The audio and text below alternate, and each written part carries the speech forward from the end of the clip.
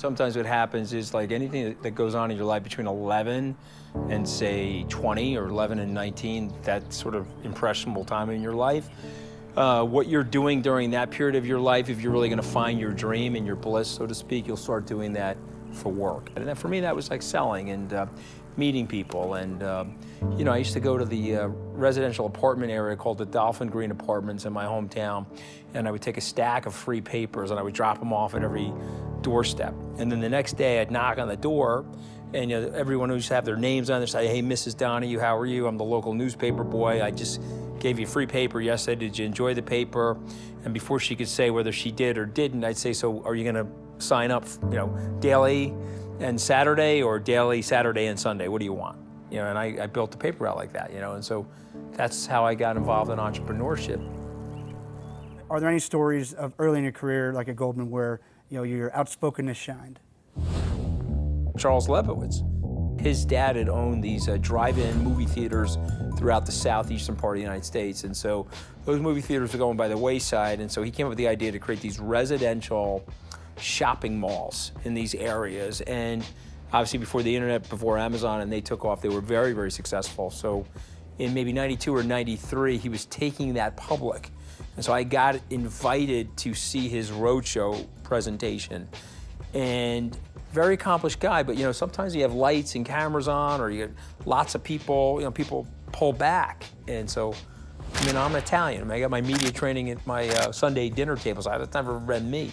So I was sitting in the audience and he was talking, and I was watching all these like Goldman Sachs bankers like really flatter the guy, you know, and like be very sycophantic about him. And I raised my hand and I said, you know, I gotta be honest, this presentation sucks.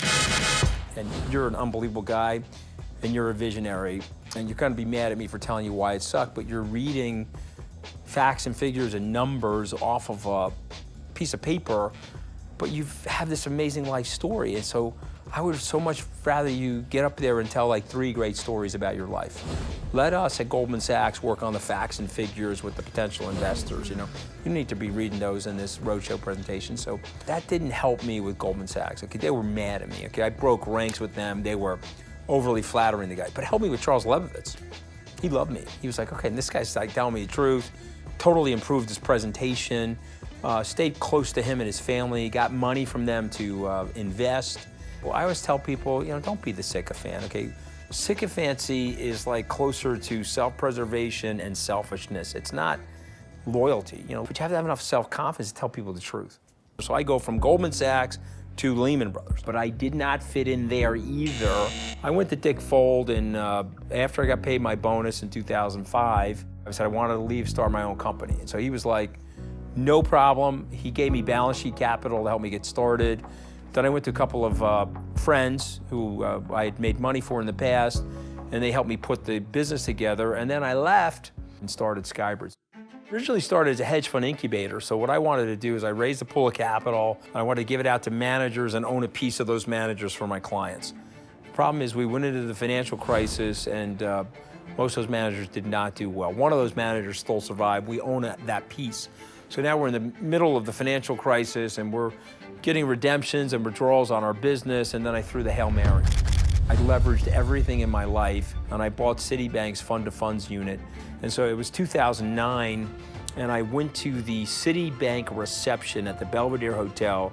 That reception was supposed to start at 6 o'clock. I got there at 5:15, because I knew those Citibank executives would get there early. So I walk in there, they're not quite ready, they're all setting up. And I introduced myself and said, listen, I want to buy this business, and I explained to him why. That moment helped me get that business. You have to put yourself in an uncomfortable situation. And so there were hundreds of times where I was pulling up to mansions, or I was going into a country club, or I was, oh man, you know, my shirt and trying to say the right thing. And then what ends up happening is each successive step, as you're starting to do well and people are starting to trust you and you're very competent, if you can marry your confidence to some level of competency, then you start really becoming successful. And then what happens is your self-confidence starts to build up, and you're like, okay, I can play, I can get in this competition and play and be successful.